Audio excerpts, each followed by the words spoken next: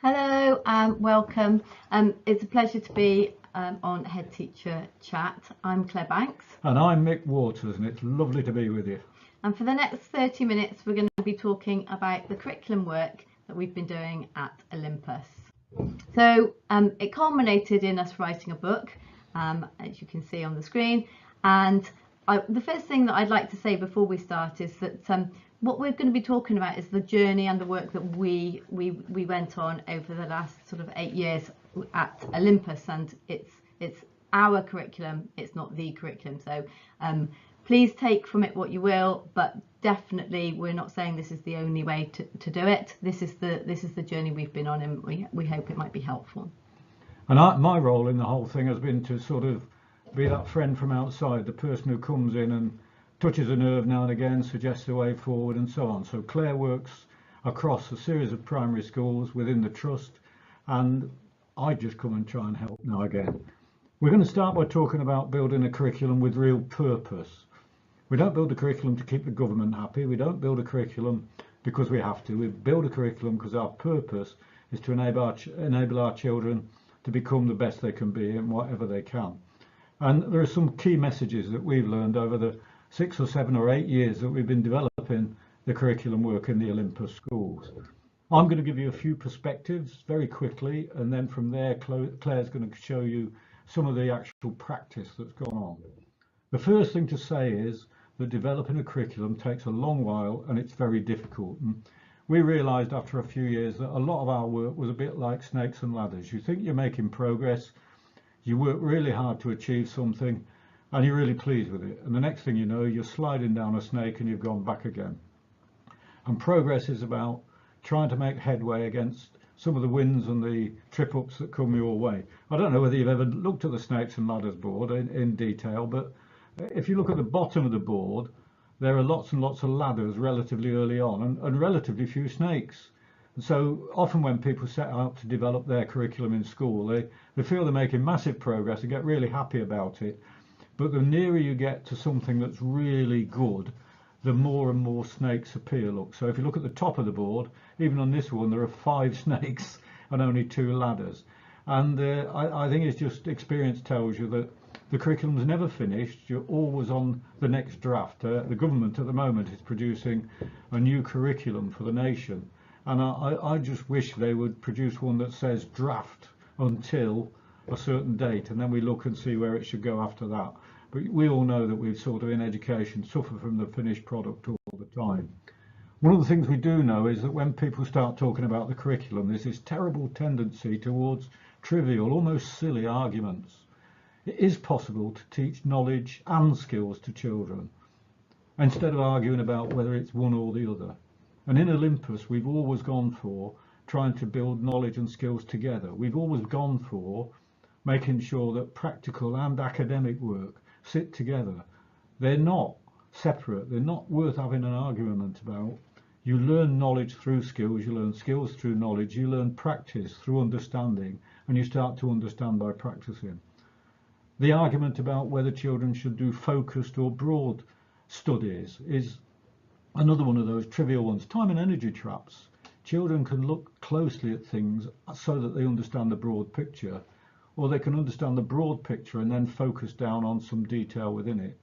And of course, children also can learn some things in a subject discipline specific way, and some things are better learned in an interdisciplinary way, a themed way. Now in Olympus, that notion of doing some things through subject specific learning and some things through themed interdisciplinary learning is really strong, but we're going to focus on some of the work that's been done in a themed interdisciplinary way.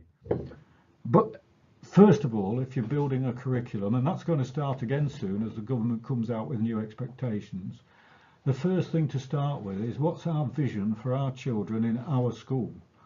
The government's got a picture of what we need all children to have an entitlement to, but what do we want in our school, and what should come first for our children going forwards? And often subjects are described in disciplines: science, history, geography, art, business studies, whatever it is. How do we get our disciplines to contribute to that vision we've got for our children? And the other thing to remember is curriculum doesn't just take place in lessons. It's part of the entire planned learning experience, that what children do all day in schools will contribute to their learning. So the lessons, of course, are important, but so are the events that children take part in, whether it's a performance, a sports occasion, or whether it's something like a residential visit. And so do the routines of school make a difference. How well do children use the school library? What's dining like in our schools? What's assembly like? Those routines that help us every day to become the sorts of people we are. And children learn in a range of environments that help them to appreciate different ways of working in different contexts. And what we've also learned, and what's essential, is that you need somebody with the necessary authority, and that's a strong word, but nicely meant, that somebody's got to make decisions. A strong curriculum is always upheld by somebody being very, very clear about what our vision is, why we're working towards it, and what we're trying to achieve. So we've worked in terms of themes, and Claire's now going to talk a little bit about how those themes unfold from the teacher, the curriculum that the school's developed, into the work of children and the way children experience learning, the power of big ideas. So the theme that I'm going to talk about is about how we constructed the curriculum itself, the curriculum design. And the starting point for us was that we found most our previous curriculum, when we did our curriculum review, actually didn't. The teachers didn't really understand what the overall concept, what was the big idea that they were aiming for, that they wanted the children to learn. And so at the heart of the new curriculum that we designed was this idea of what's the big idea, what's the intellectual concept that you want children to understand? Is that civilizations, is that exploration, and what does that actually mean? If they learn nothing else by the end of it, what's the conceptual idea that they go away with? And in order to get there, we decided that there were five elements that contributed to that. First of all, they needed some knowledge. They needed the substantive knowledge. What knowledge do they need to know in order to be able to understand that big idea? We wanted them to be able to drive that theme through. What do they notice? What do they wonder? What were the inquiry questions that they were going? What do they want to find out? What do we want them to find out? What shaped that big idea?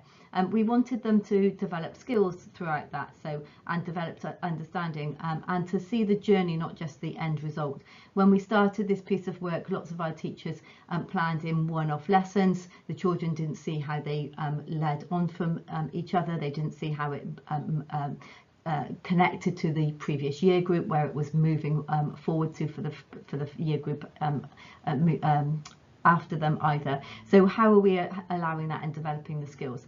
We also wanted the curriculum to be embedded locally in where they lived, but also to understand national context, and also why it was relevant for them to understand the global context and to be able to see that.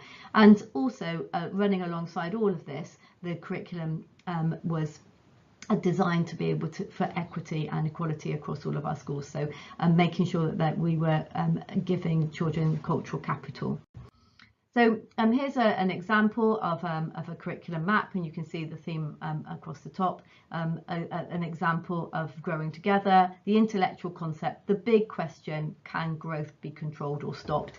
How we're going to answer that question is that we're going to dig into that a little bit further with some inquiry questions. How do flowering plants function? How might climate affect plant growth?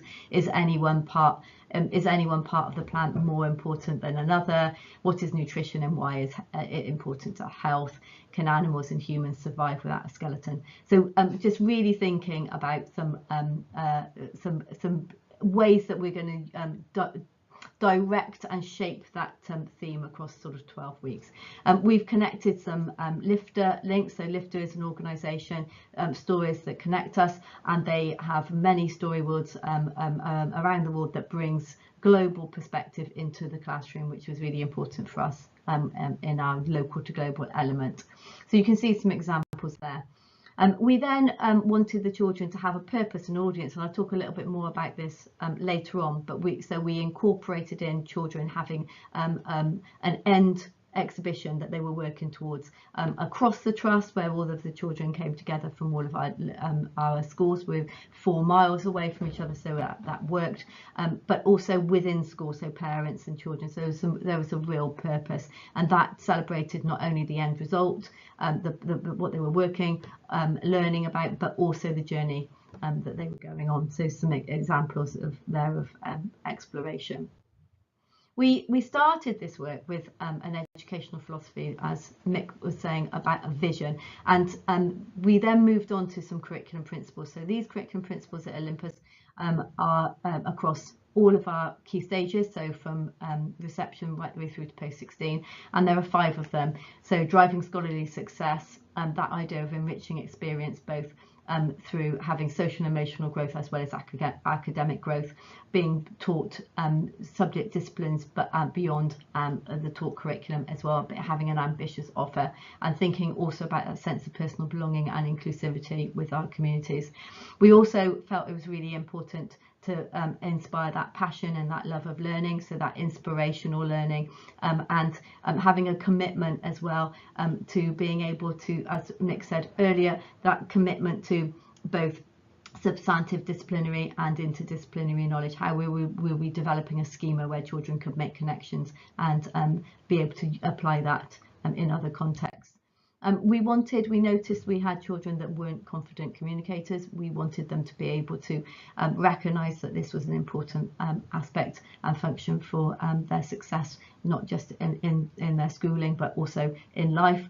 So we wanted them to be able to articulate their thoughts, ideas, and be able to do that to a variety of audiences. Reflective learners thinking deeply and their participation in their learning, being able to create awe and wonder, cultivate critical thinking. All of these things were at the heart of what we were trying to do, and they've really shaped our decision making and shaped the curriculum design.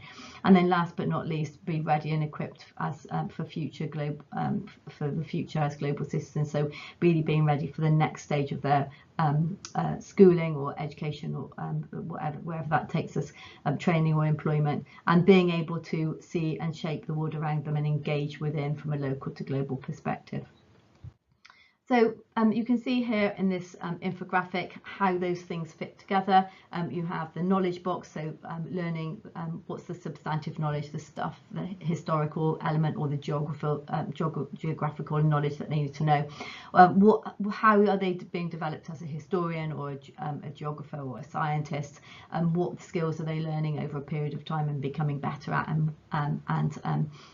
being able to see how those things connect to being a historian, as well as why you need that substantive knowledge. And the key learning intentions was a key element, that's sequential progressive development of not only the substantive knowledge, the disciplinary, but also the interdisciplinary. And then the interdisciplinary knowledge, like developing that wider schema around the intellectual concept and the inquiry questions, how that fits together, and running through everything, the entitlement of what we were saying that every child would experience. We were desperately keen to make sure we move beyond superficial learning. I go in hundreds of schools, and what you notice is that some schools have a really deeply grounded curriculum, and other schools can say the words, but they don't actually get there in the practice. And so what you see is superficial experiences for children. We wanted to build expectation and quality in the children, and as Claire's already explained, we were looking at children taking a responsibility for their own learning. And that's an easy phrase to use, but sometimes that simply means choosing whether to use a red crayon or a blue crayon, or choosing whether they want to stick it on the left or the right side of a page. What we wanted children to do was to really engage with their learning in a way that affected them. So when you're looking at what in Olympus we call the children's product, we're trying to get away from calling it work. When you're looking at the product that children have developed, whether it's a piece of writing, a piece of art, the recording of an experiment, a debate, a piece of music, we want the children to be talking about it using this sort of language. So I practiced this and I improved in these ways. I love it when I hear children talking about, well, I reckon, I was wondering, I predict, things like that. When children say, well, the teacher asked us to do this and I had a better idea and I invented this way of doing things and I did it myself. And it's just lovely when children say, well, what I want to know next is, or I need to be able to. That notion of thinking for yourself, of asking sophisticated questions, not just answering simple questions from a teacher and recalling the right things or even retrieving them, but actually coming up with questions in the first place. And our group contributed this. Isn't it lovely when children say, isn't that right? And is that correct? Can there be other answers to that? So this notion of the child really engaging, living up to expectation and quality and taking it forward. Because in doing that, we encourage children to build personal qualities in learning that will sustain them through life, really. We talk about lifelong learning, but if we're going to get children as lifelong learners, they have to develop personal learning qualities. So words like sophisticated questions, not simple questions, where they exercise volition, where they do things because they want to, because they're taking things forward for themselves. They make informed predictions. They don't guess at the hypothesis. They don't sort of have a guess at why something might work in science. They make informed decisions, and they refine and polish what they produce. That's not every piece of work being rewritten and written in neat. We're talking about children saying, I can make it better in this way, I can improve it in that way. This notion of an audience that they intended to make a difference to, or where they were really trying to make someone else experience what they experienced. This notion of proficiency could be called mastery, but the idea that I'm good at things and I know what I'm doing because I'm producing something of quality and standards, because then they get that thing called increased effectiveness and understanding, not just of how they can produce good work, but how they work with other people. We talk about wanting children to work in groups and work socially, but we actually want them to work socially so that they develop knowledge and skills, understandings beyond the ones they do at the moment. So that means not just getting on with people, but working together really well. One of the things we focused on was trying to help teachers to think about what we call the prerequisites that children need. These are the things that are almost specific skills that work across the curriculum. Can children measure? Can they do research work? Can they cut? Can they fold? Can they look things up for themselves? So once they've mastered certain skills, they can be more responsible learners.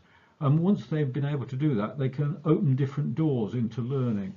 Now, we constructed the sorts of skills that children need to learn before they came to do certain tasks within the curriculum, before they came to work on products. And this is important because how often do we see teachers think, well, what we'll do is we'll do an experiment on this because it'll help the children to understand the learning.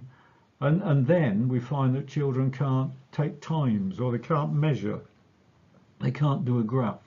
So we tried to structure the sorts of prerequisite skills that children would need almost for the next year or for the themes that lay ahead, and then taught them specifically so that children are confident in the skills and the teacher doesn't have to backtrack or provide what's often called scaffolding, when actually if we only taught the children to do it, we'll be able to do it.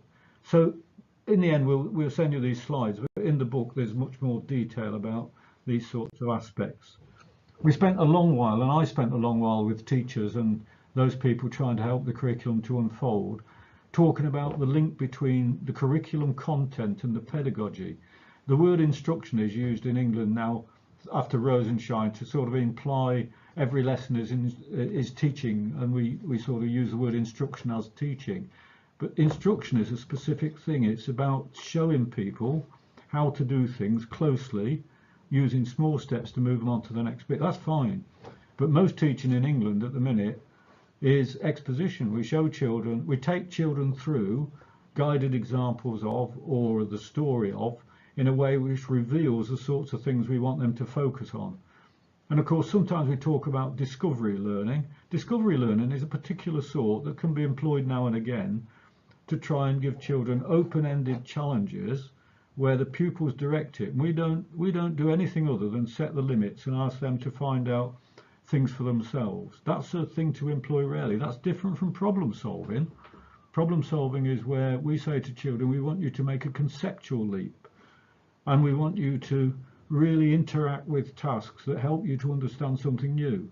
And we want you to ask questions of the teacher They help you to clarify that learning. And so many teachers and people outside schools use the words practice and exercise as though they're interchangeable.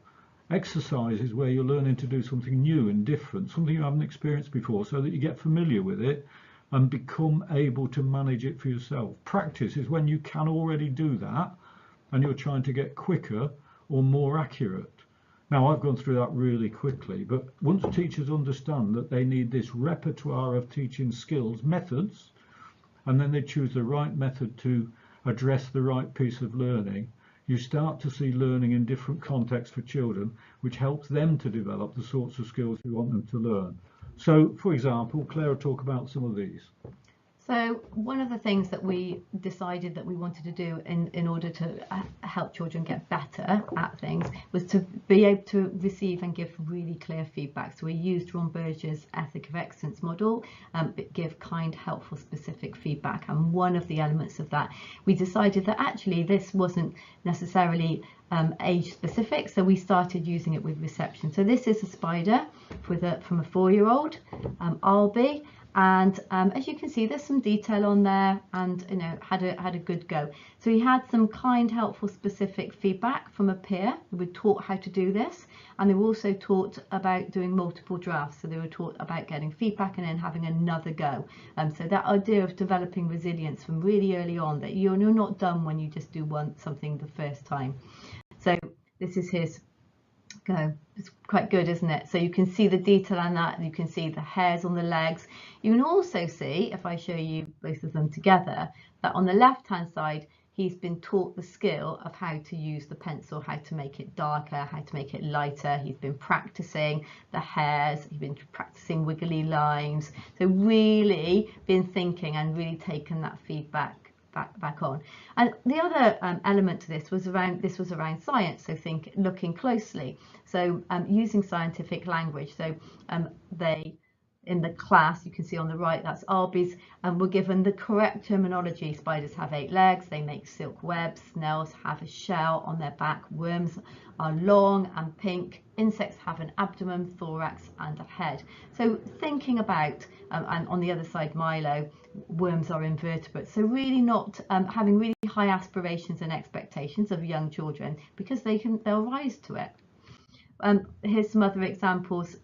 So on the left, the tiger is a year 6 pupil who was given some really clear kind of skills around drawing, and so after multiple drafts, that was the tiger. And year 4 fly on the right. So you can see these children have been given some really clear, specific subject knowledge, art subject knowledge around how to draw, but then also have been practicing some year 6. So these children were taught some skills about how to use different media, so watercolors, pastels on the right, and then they were able to, once they'd been taught how to use those, choose what they wanted, how they wanted to display their work and choose the medium in which they wanted to do it in.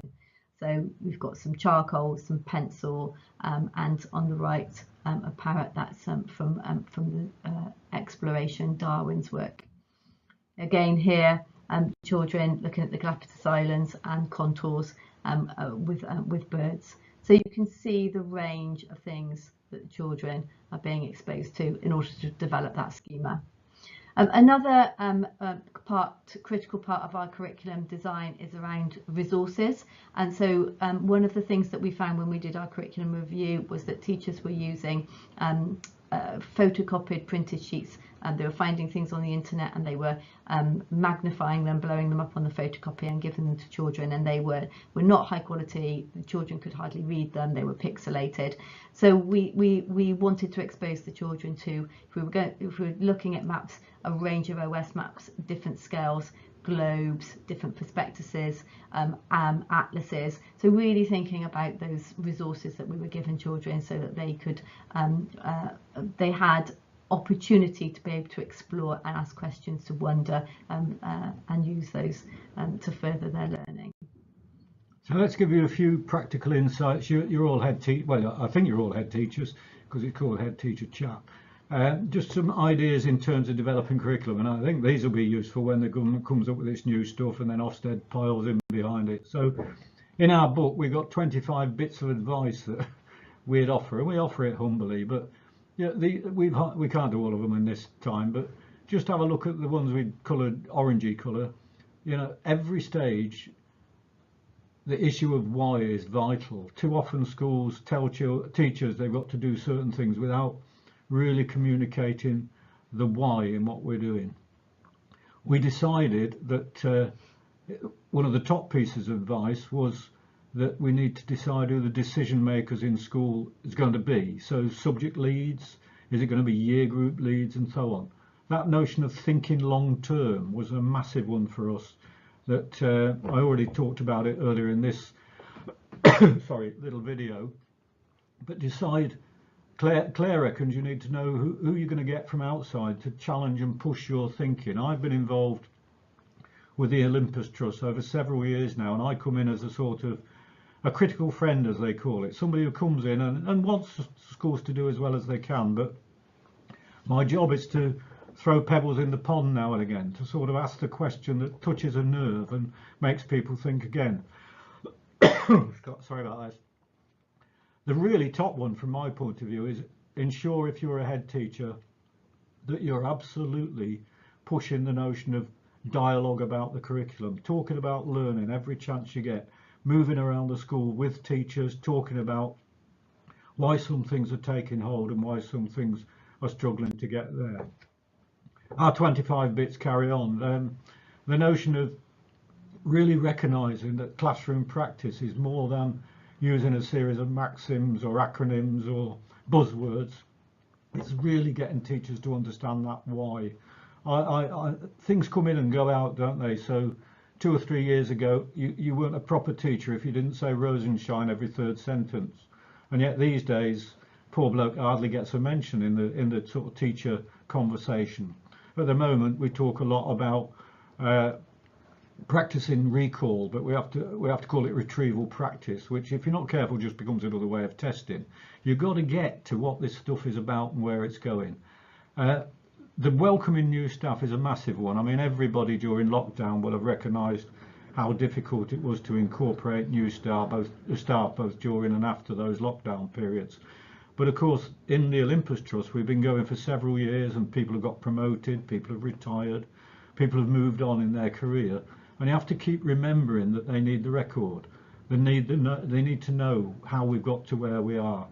And at the bottom, we've got that notion of public demonstrations. Claire's already mentioned exhibitions once or twice, and towards the end we'll show you a little bit more about that. But using assembly really well, upping the ante on celebration at assemblies, so we make links in learning and show where concepts are coming through.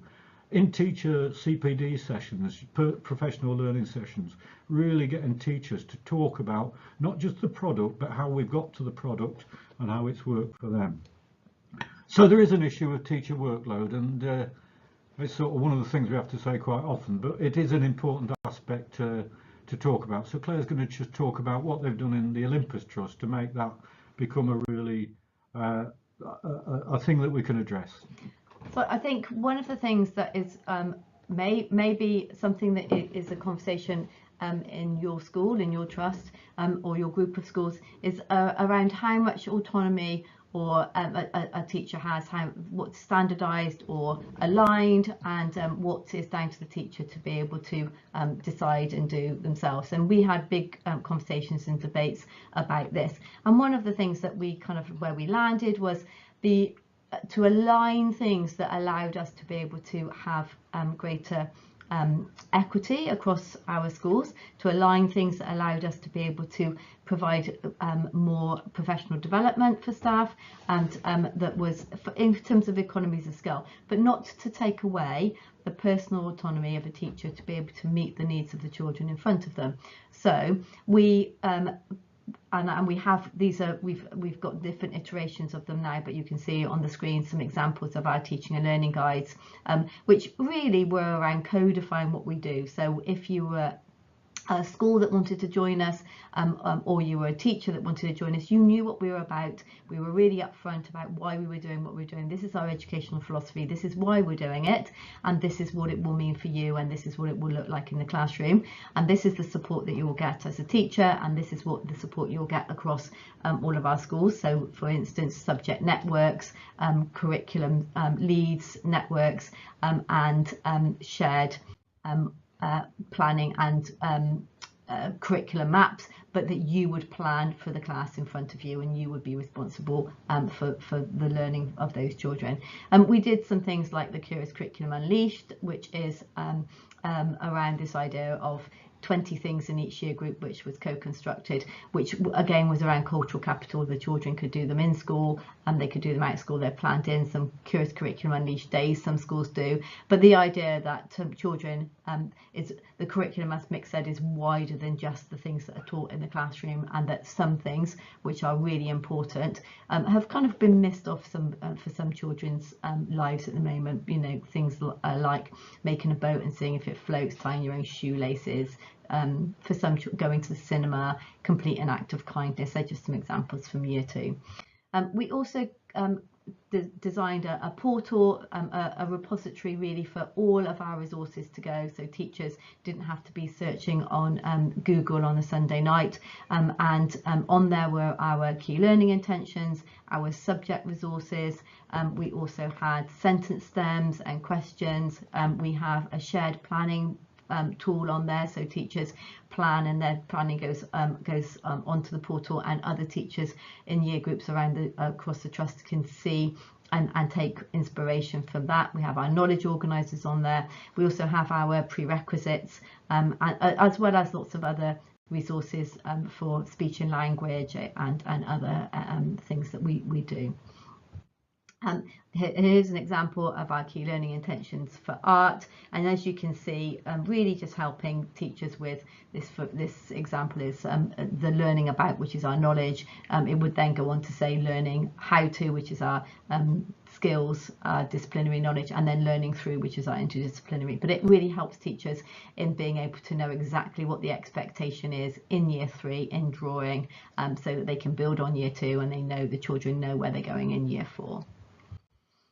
Here's another example of a curriculum map. This is a year 6 one, and you can see here one of the interesting things that we decided to do in our curriculum design was to span over term 6 and term 1. So our curriculum is designed as term 6 and term 1, term 2 and term 3, and term 4 and term 5, and we did that for transition purposes, and that enabled us for teachers and children to see that progression across year groups, which has been really successful. But you can see here, you know, exploration, law and order, those are the themes. You've got the intellectual concept, which we give to the teachers, and when we started we didn't do that, and teachers found writing that intellectual concept quite onerous, so we do that to relieve that pressure.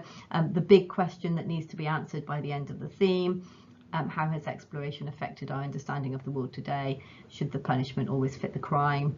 How have changes in equality impacted on our lives today? And then there are inquiry questions. The teachers don't have to use all of them, they can pick and choose, but those inquiry questions, if answered well, will support the children in being able to answer the big question. We also then, as I said before, connect with a platform called Lifter, which brings global perspective into our classrooms, and there are story worlds around that. And we also suggest a range of books. We don't say you have to do these, but we suggest a range, a literary canon, and then suggested end of unit genres connected to those. Again, making sure there's cultural capital, making sure that there's equity around those texts. Just some examples. And then this is from a different year group.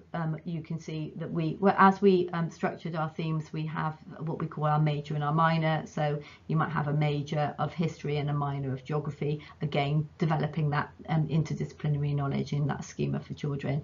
And this is our links to this is our knowledge box. What's the key component knowledge that we would expect children to be able to know? What's the national curriculum links? And we might drop in some resources and some links for teachers there. How they teach that is then up to them, and they plan that through a narrative that connects into mixed curriculum pedagogy axes. So what do you want them to learn? What's the best way for them to learn it? So they know their class and they then design that narrative themselves. I was just thinking that when Claire was mentioning cultural capital, it was about 8 years ago that was one of the sentences you had to, one of the phrases you had to use every 4 sentences. Do you remember? And it's about 14 education secretaries ago. And now it's a phrase that doesn't get used much, and actually it's really important that children have these opportunities and sort of fill themselves up with awareness beyond school in all sorts of areas. I suppose it's cultural lowercase now or something, I don't know. Anyway, we're just coming to the end, and we're going to talk about some of the steps for implementation. I'm assuming, since you're head teachers, you know about the Council for Subject Associations, and this is a council that brings together a whole range of them. You can get the directory, but each subject association provides so many opportunities for teachers to know more about their subject. They arrange conferences, they produce documentation, some of them produce resource packs and so on. And if you don't know about these, they're well worth sort of getting in touch with. Many of them are free to join. Many allow you to join as a school. They're not expensive, and they just offer incredible resource.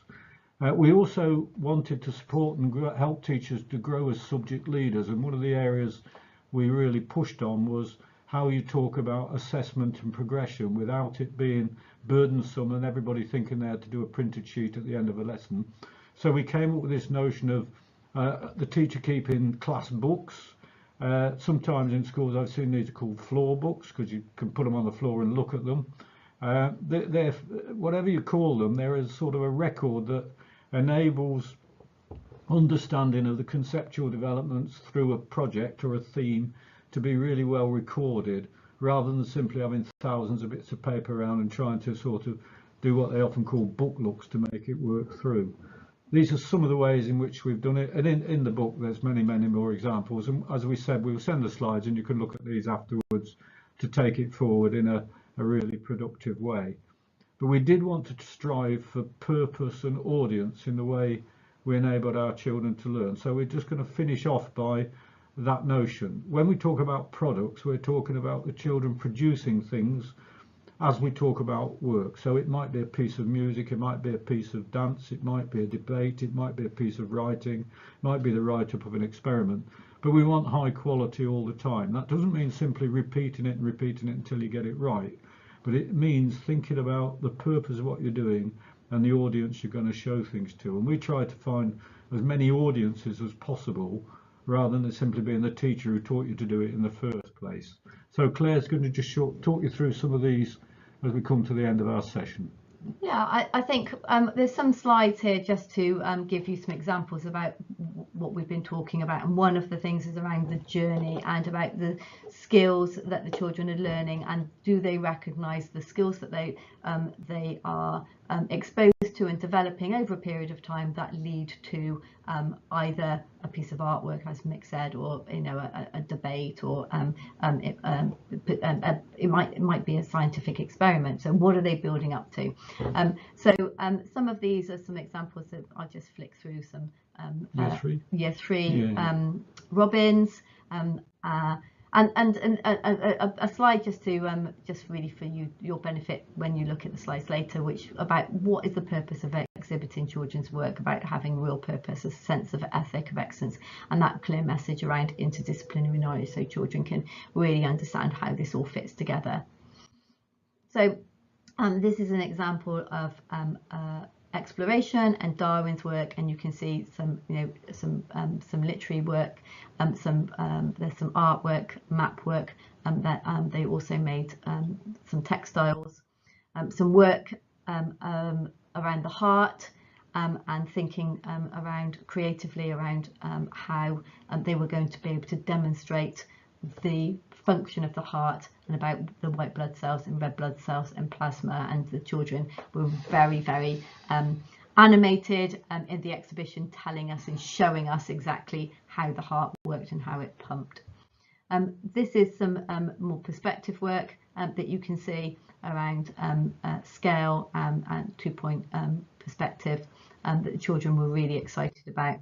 And again, 3D sculpture that the children, this is the leading up to that piece of work. It was designing technology, learning the skills, making, evaluating their pieces of work. So not all of the exhibition is the finished piece, it is also the journey and wanting the children to value that process and getting better, taking risks and making sure that they valued the resilience of multiple drafts at being able to develop their skill set further.